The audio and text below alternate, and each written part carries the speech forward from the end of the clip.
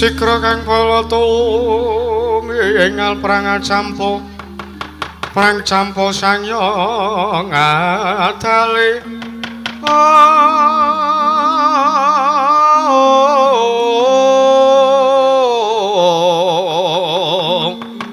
Bertaden wilating kata danyangkung mangun sang niti enjang sangat jilatenya ngedali wus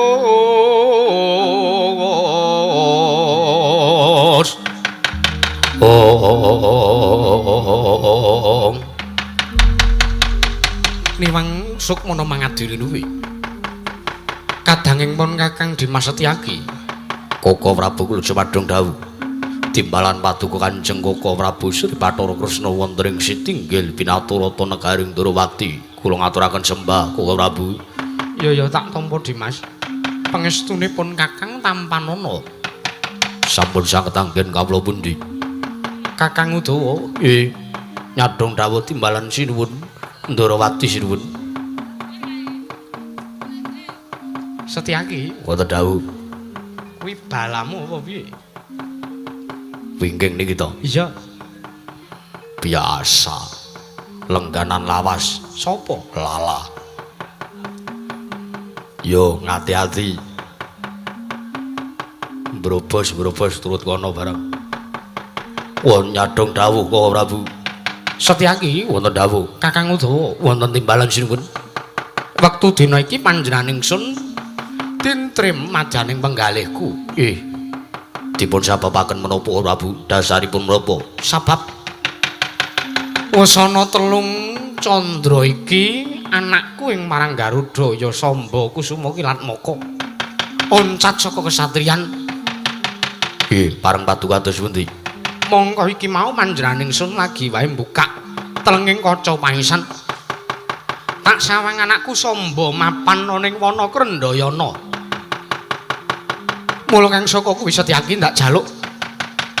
Wektu dina iki sumusula kelawan najaku.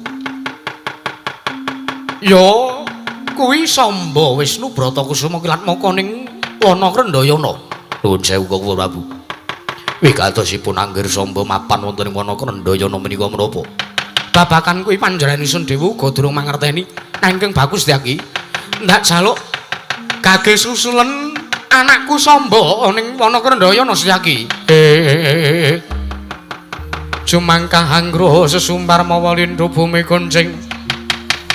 Kumaludha guntur gatok. Iki Koko Prabu ngestaken dawuh. Menawi sampun tetela dawuhipun paduka Kanjeng Koko Prabu. Bilanana samangke kang abdi bidal dinten sakmenika. Ngati-ati aja kaya bocah cilik. Ndak barang puja-puja santi. Muga anggonmu ngupadi kaliyan anakku Samba Kusuma Kilatmaka bisa kasil Setyaki. Nyuwun pamit Koko Prabu. Ngati-ati aja kaya bocah cilik kadangipun Kakang Garbaruci.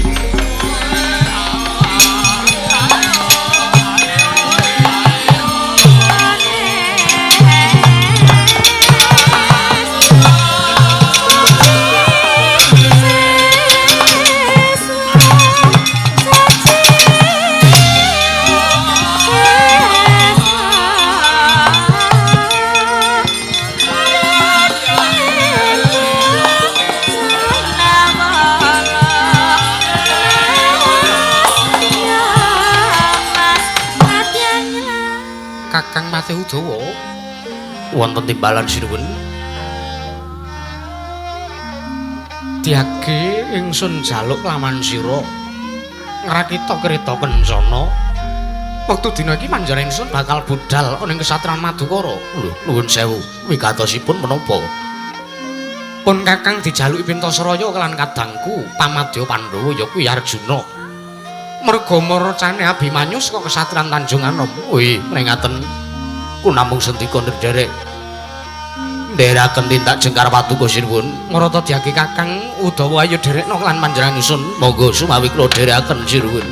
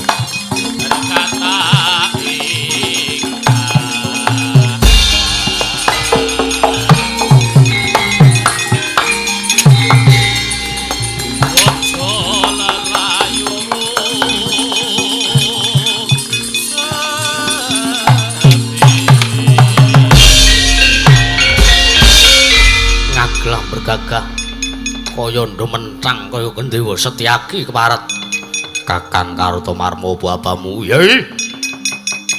Wah, ladalah kok dadi kowe mlebu ning wewengkoning wana Krendayana.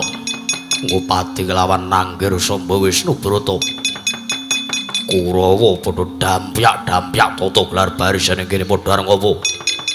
Dudu wigatimu Setyaki. Dudu wewenangmu kowe kepengin ngerti kelan apa sing dadi wigatine para Satakura.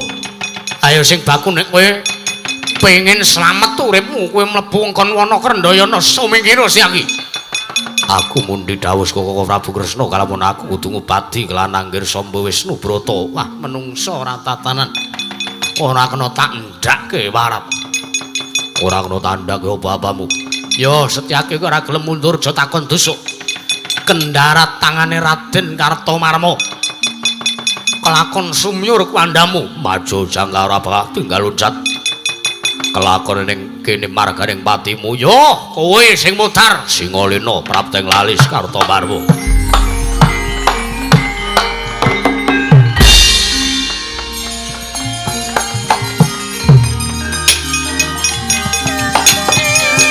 Ha!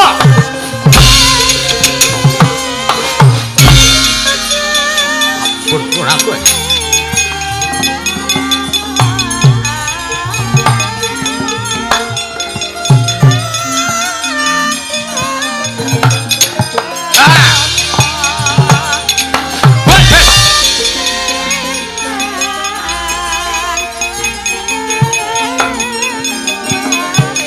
Ya ciret, awas we. Rene.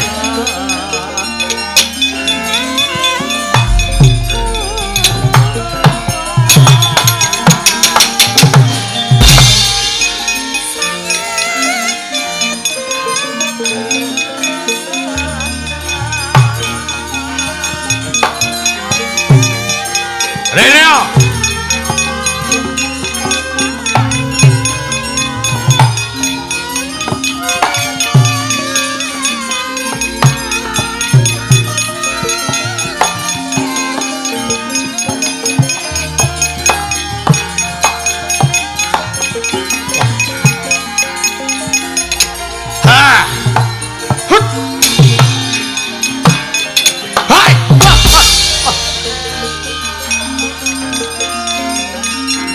Aswe.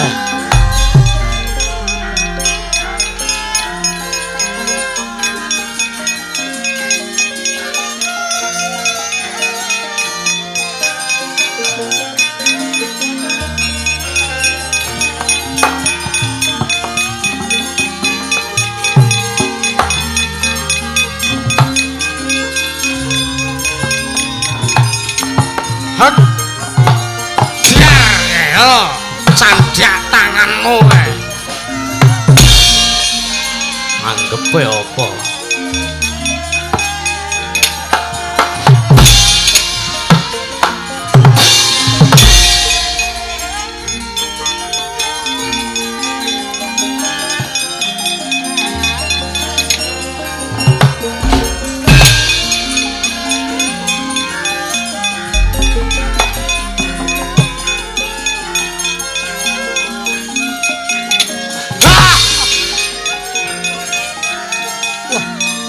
Iblis iki. Ha. Ha. Ora apa-apa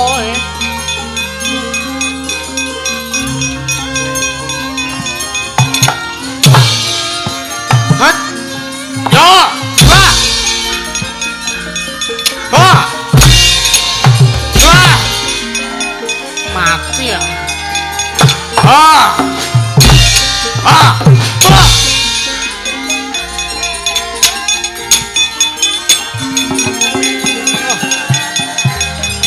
Ah!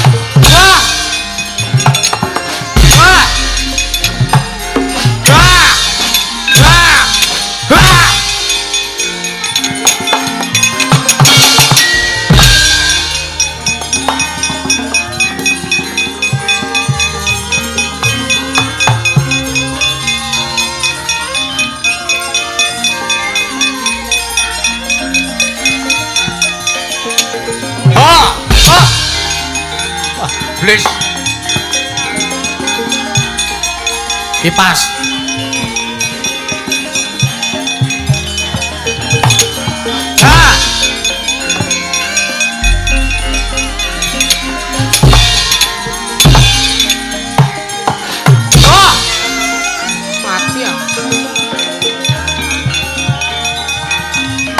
Hut. Ha. Hut. Ha. Ha.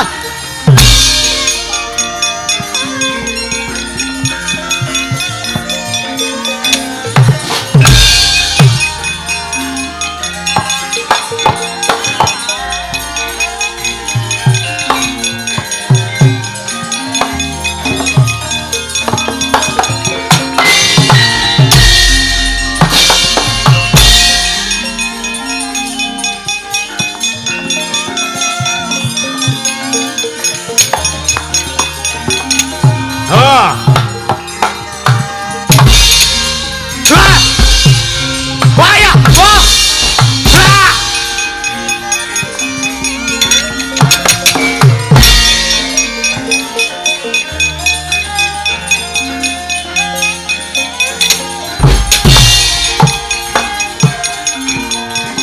Sini. Ha.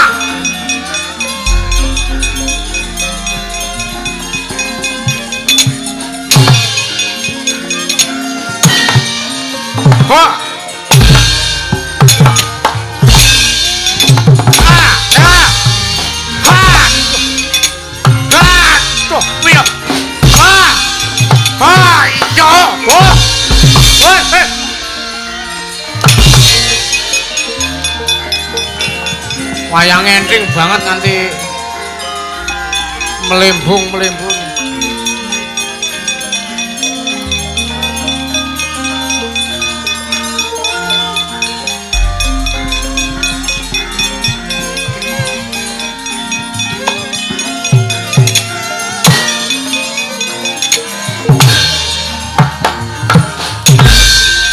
Waduh, mati aku.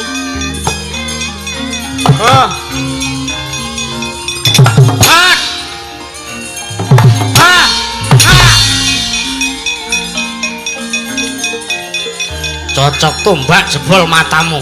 Maju kowe.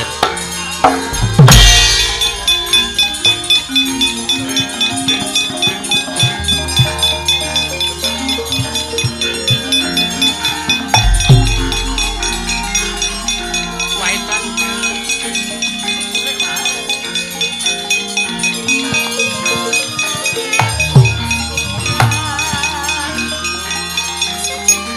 Wah, blok banget.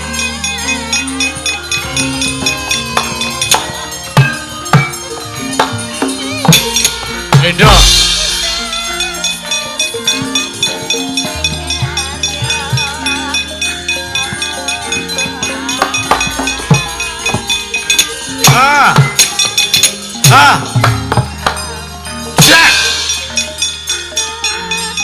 Wah, siangkrek. Kaya ngetoke godho.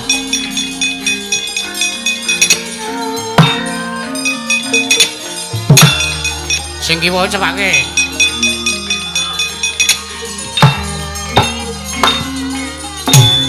Hot. Di cadangan padake.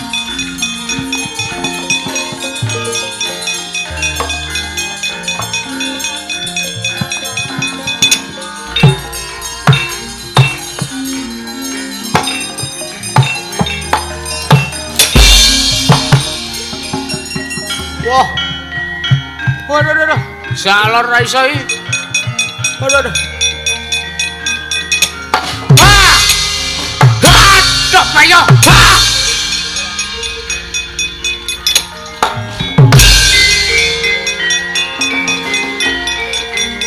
Wah.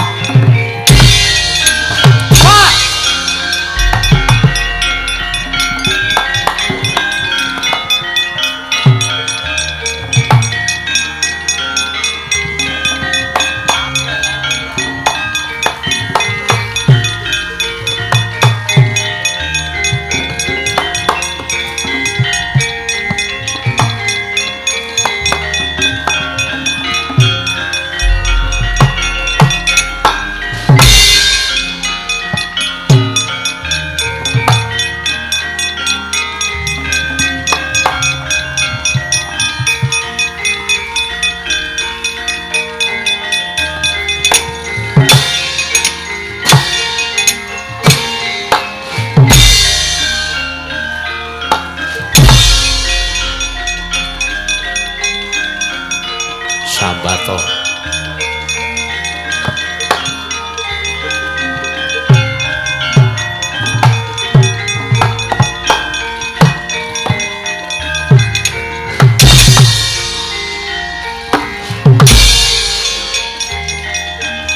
Percaya kecil makanya.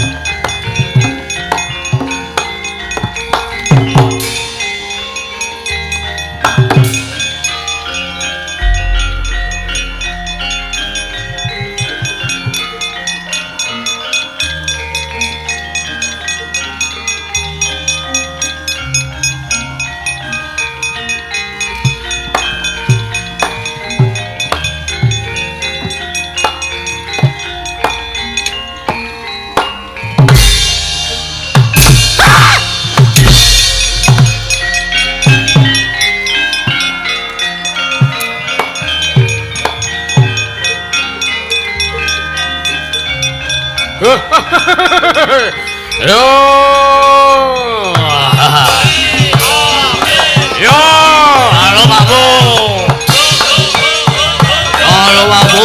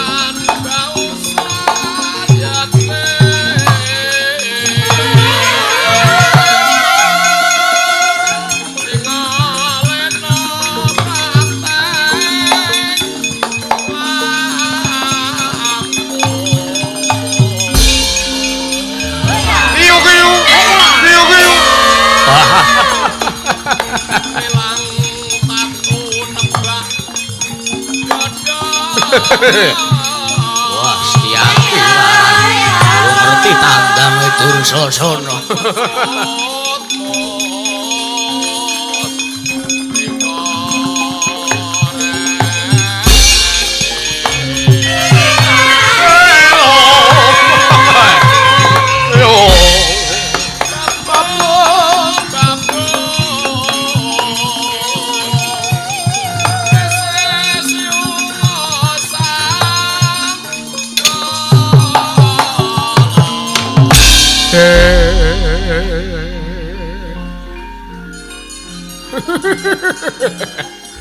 Ladal Setyaki.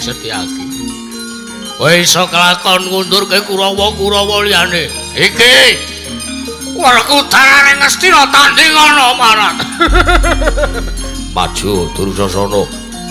Ora mung kowean bengak-bengok cangkeme. Tantem tekan kene pisan modar yo. Wah, lek Apa mbanggep aku gigrik mungsuh dapuranmu? Ora gigrik tekano kene yo.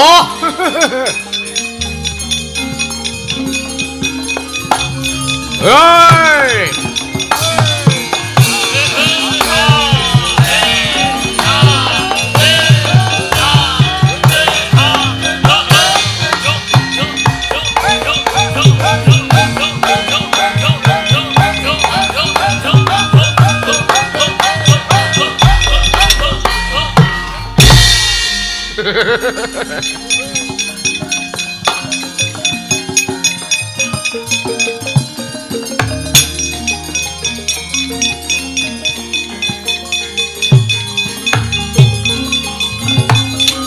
Jotos ambruk cadak jotos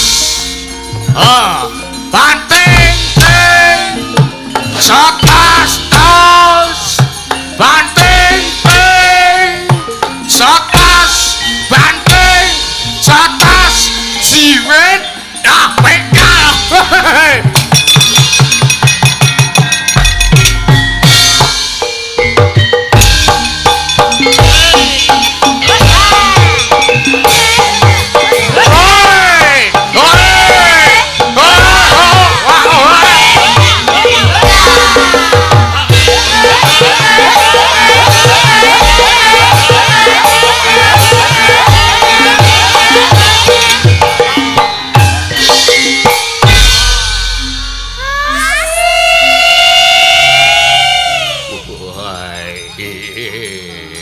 Sini lo, anggap ya.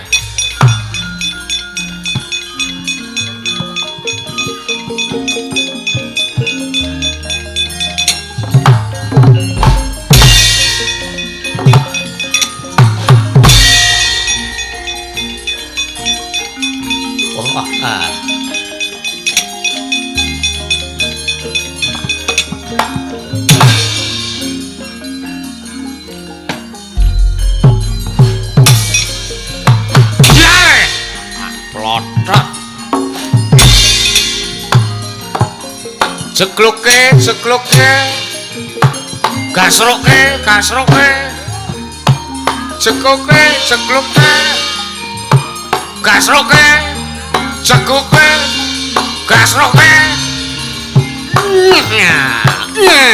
pitae.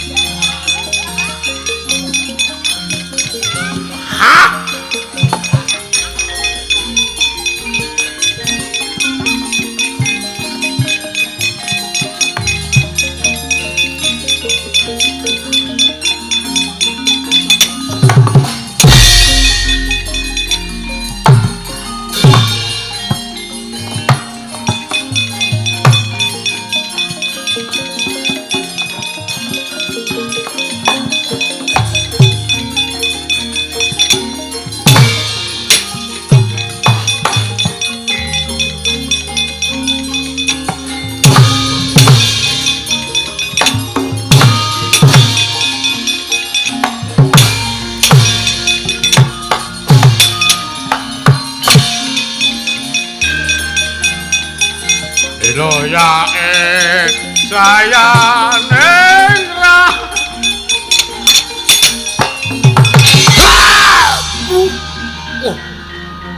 pecah sirahku sirahku. Wah.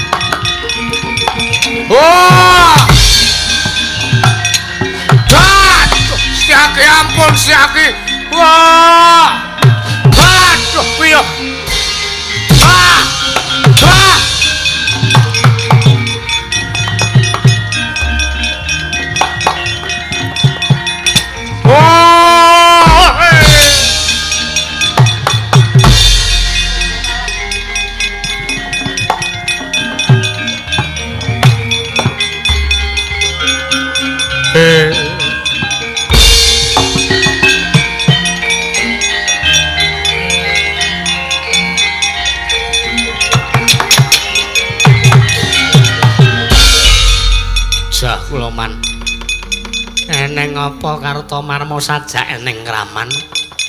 Iyalah. Setyaki edang tandangipun. Setyaki iki tekan kene nggih Wan. Wigatine apa Setyaki tekan kene? Pun mengke mawon kula critake selak kekuyak le Setyaki kula wedi Wan.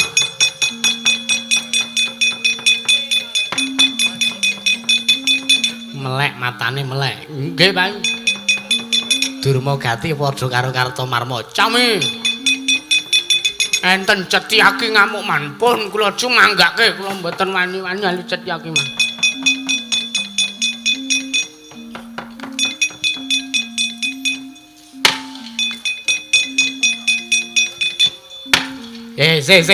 Dur. Nun. Kok arep kaya liyane. Wah, lata-lauripun. Ngapa kowe kok duak-duak sirahmu? Wah, sampeyan mboten ngerti apa pripun, Man. Ene wong kewirangan, Man. Kewirangan piye? Kula pun joget mempeng ngangge palaran barang. Wah, Setyaki iki mau-maune kula antem, kula banting-ting, kula candak-candak. Kula jotos-tos, kula jiwit-wit, kula pengkal-kal. Sing ping pindho kula jebleske, kula gasruke, keri dhewe tak pidak. Apane? Busine manut. Setyaki kelabakan Melayu. Nah. Setyaki Melayu kok nyandak kota Wesi Kuning, kula mboten ngerti sangkan paraning bilahi godhog keproke mbun-mbunan kula. Tuk. Mati kowe, mati-mati ndokmu kuwi ora. Wah, mak prepet man, sanalika mboten eling kaya wong semaput kula. Lah nek ngono Setyaki saiki sing liga godhog Wesi Kuning nese man. Wah, nek mboten matur Bapak Dara ketewasane.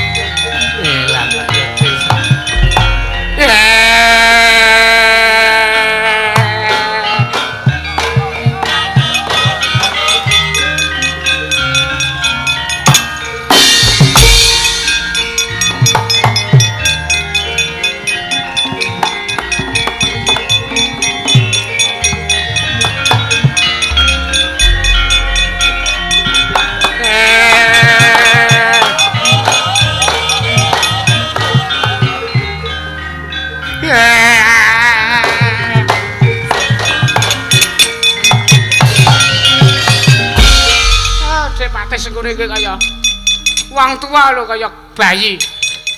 Wong gerang kok kaya bayi wingi sore. Kaya cah SD joget-joget. Mundur-mundur joget-joget. Oh, Dek Patih sampean niku kenapa Dek Patih? Pun memang noleh kemawon. Ayo kamu Suramarta Jayamrata.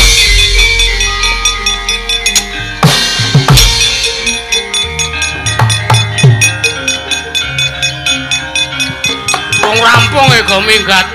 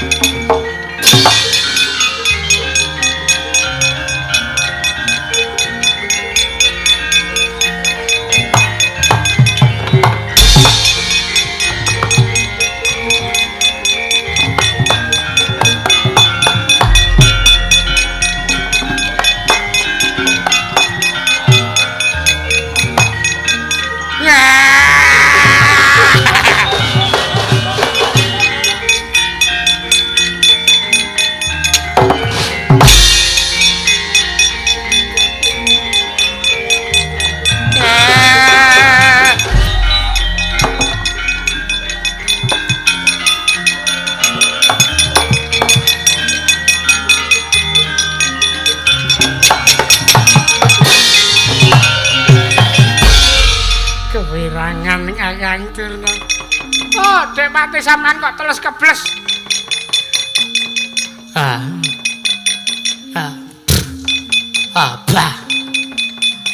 Sampean kenging napa kok teles kebles Dek Pati? Edan Setyaki. Edan Kakang Durna. Edan pripun? Setyaki edan pripun? Oh, sampean ora ana tali wara apa kok kaya ngono niku. Setyaki betul gada wesi kuning. Kula mlayu mrika duyak mrika pun enten Setyaki. Kula joget kalih atret. Nggih. Sing keri dhewe kula wedi alis saiki kula mundur melih mboten ngertos kok mburi kula peceren. Oh, sampean ki pancen wong tuwa ora awas ngono. Mangsungi Kredipati.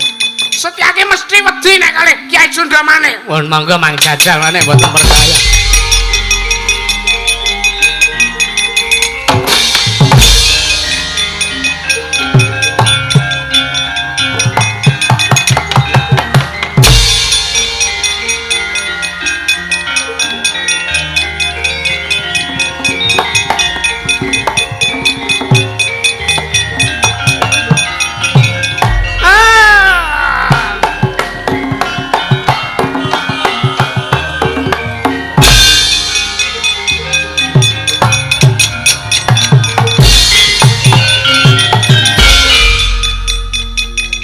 Disalahke ta iki mbok iki disalahke mbok wis gak disalahke ngono.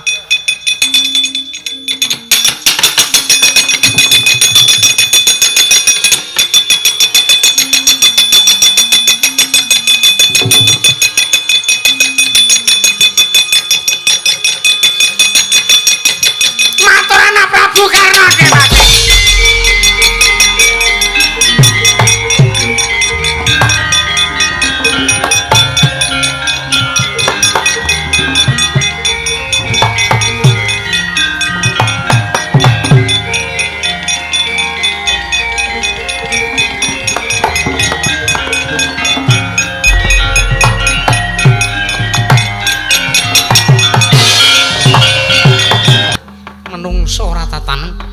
Lah kok dadi kanane para Sata Kurawa Basa Basek. Paman Mate Harya Senguni kula aturi nyimpang marga kemawon Kang. Paman Mate.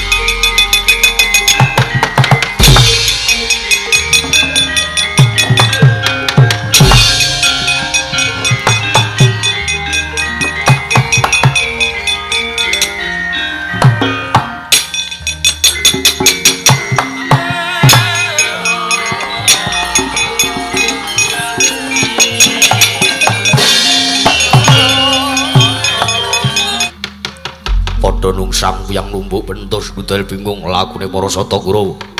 Nanging ora dadi ngopo. Wis tahan tepi tekate Senopati Ndrawati aku ngupadi kelawan Anggir Samba Wisnu Brata.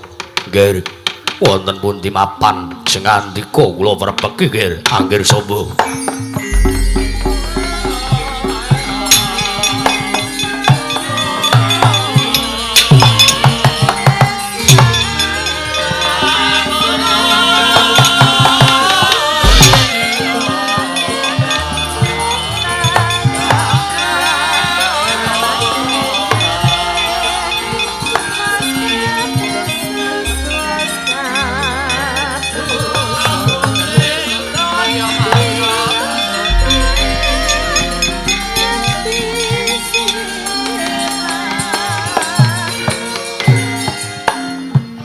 Wonten sak madyaning wana Krendayana iring kilen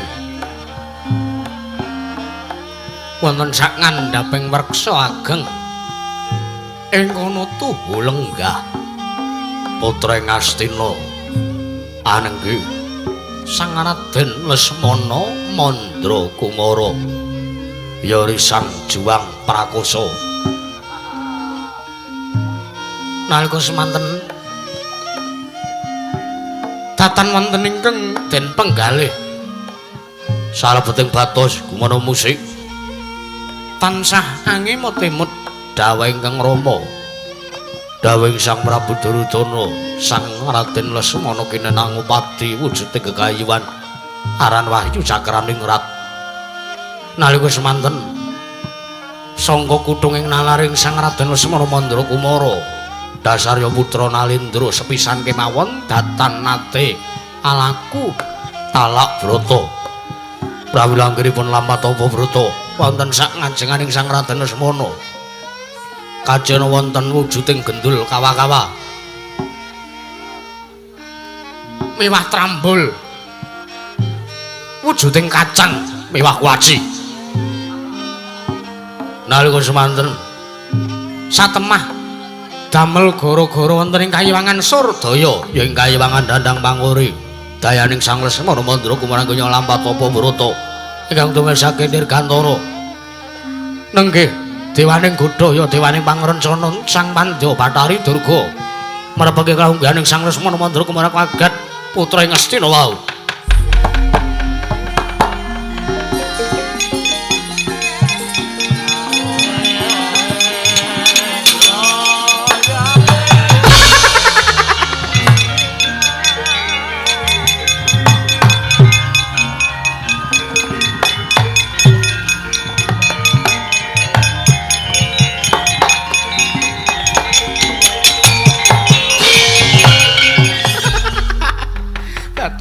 Tobat. Lah kok dadi mboya pangling iki Lesmana Mandra Kumara laku tapa brata. Ana sajrone wana Krendhayana. Nuwun sewu. Iki bangsane apa? Apa kowe bangsane Medi? Dudu tobat nggih wayah ulun.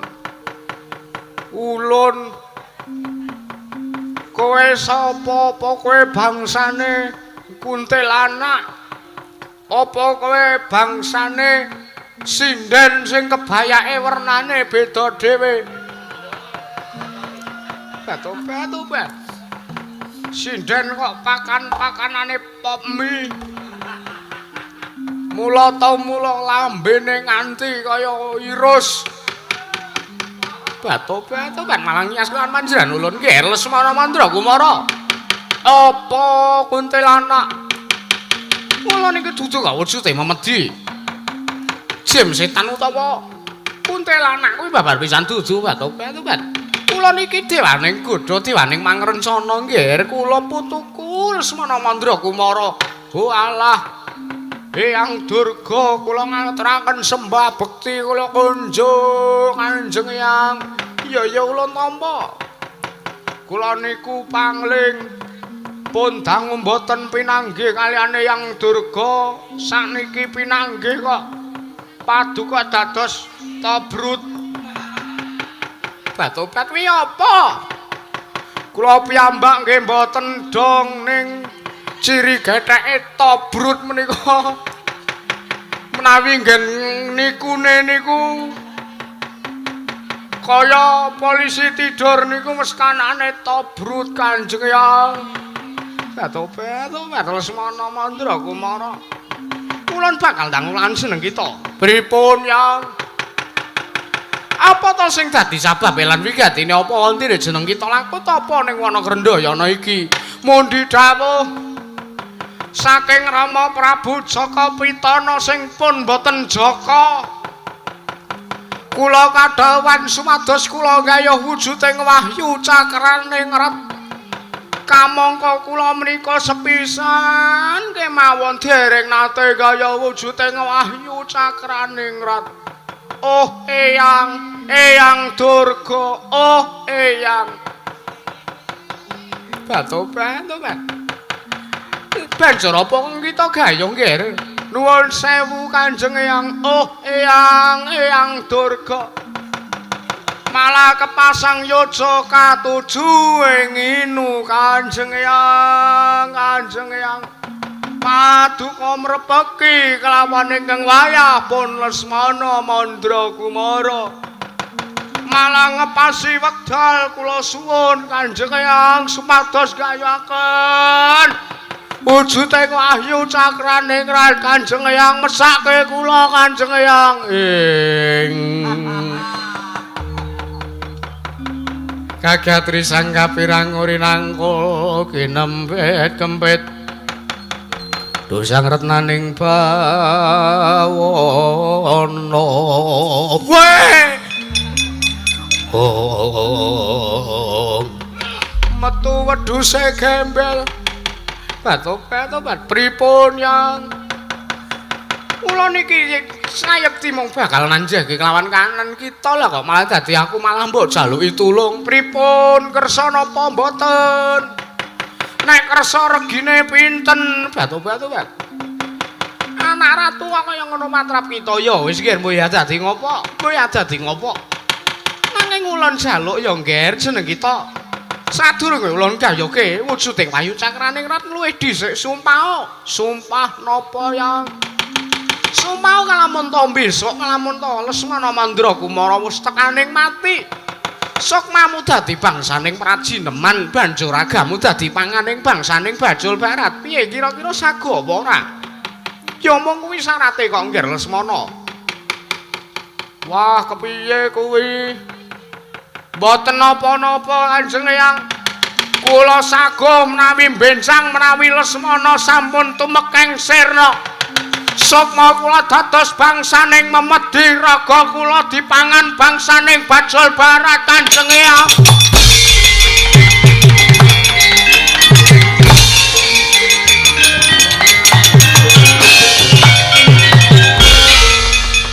Udan sinmen iki dudu kok.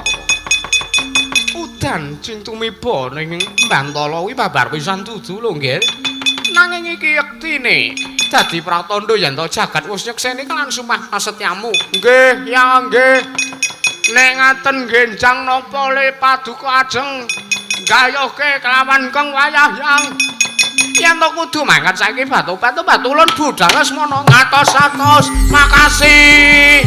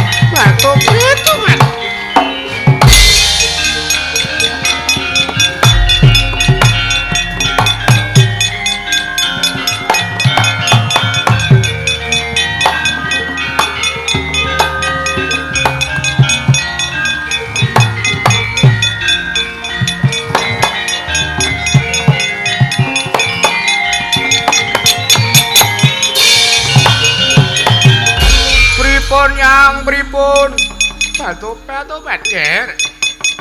Ulun wis budidaya kaya kuwi sedhe pangejo antari Cakraning Rat. Nanging Wahyu Cakraning Rat nyumurupi-pune yang lah kok sajak mlayu. Wah, tak uyak dhewe ya.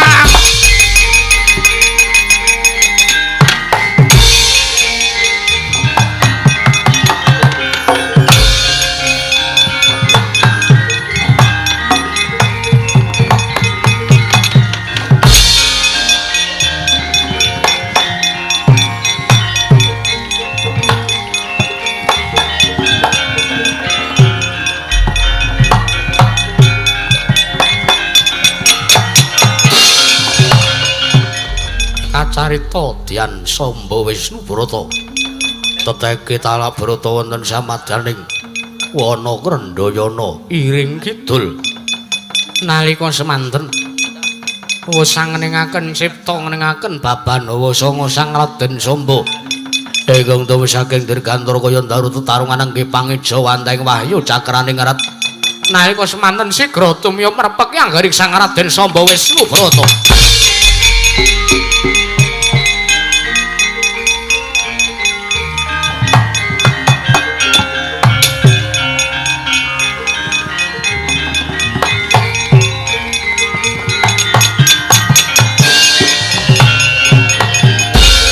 Pandita kang kinarya wangsit Pindaka mangangajaping madu sarining tawang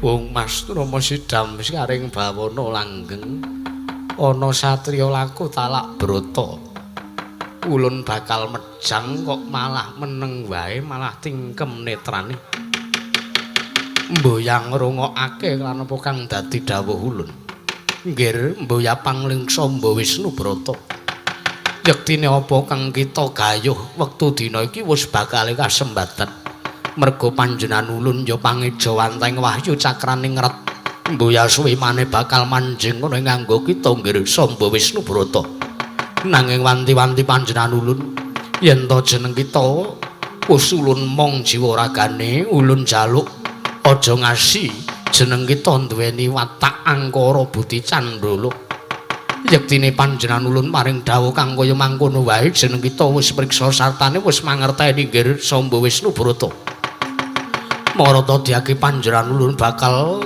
ngangslup manjing ngono ing anggo kita marata diake wengakno lawang batinmu Mbah Wisnu Brata kusuma kilat moko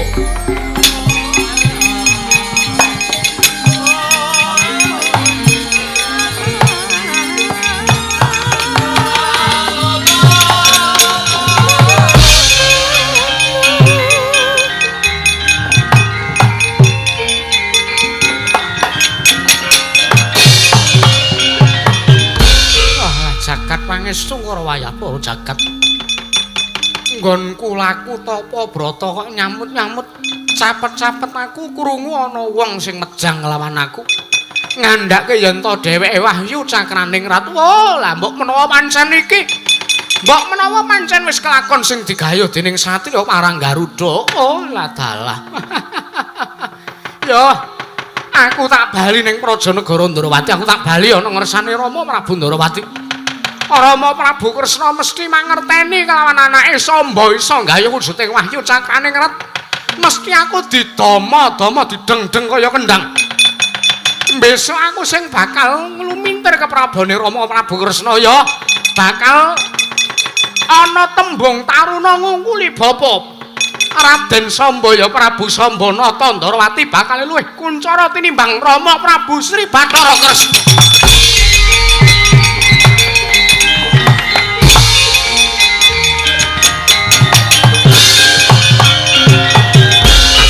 Sidam sing aring bawana langgeng nggih Samba panjenengan ulun wis wanti-wanti kelawan jeneng kita nanging kena ngapa jeneng kita duweni watekan kang kaya mangkono sing gedhe palimarma kita sing gedhe pangapura kita ulun sumuk mapan momong lawan anggo kita nggih Samba.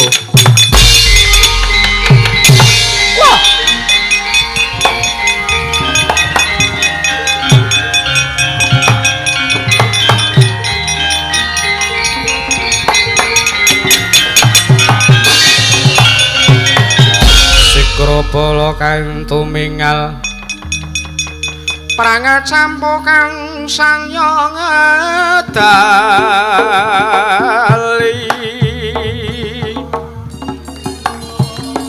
lir naden mileting kadanya langkung manguncang niti benjang sangat siladenya ngedali wus